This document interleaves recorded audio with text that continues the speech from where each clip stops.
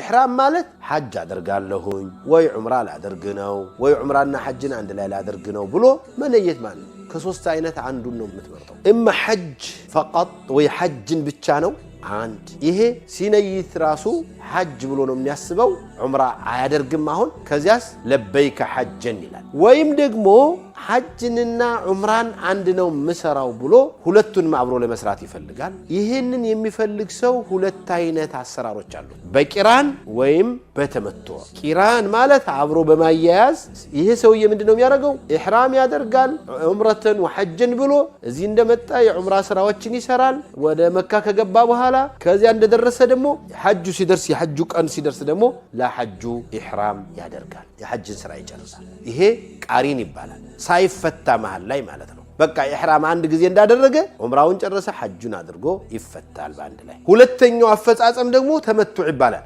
ተመቱዕ ማለት ደግሞ ምንድነው በዑምራው ኢህራም አድርጎ ይመጣና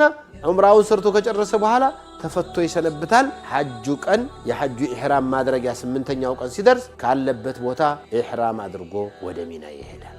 ስለዚህ እዚህ ቦታ ላይ ምንድነው የሚፈጠረው በሉኛ የሚፈጠረው ስተተው መጀመሪያ የሚሰራውን የሐጅ አይነት አለመለየት ራሱ ስተት ነው ይሄ አንዱ በጣም ወሳኝ ስተት ምንለው ነው ለዚህ ነው እንግዲህ ወደ ሐረም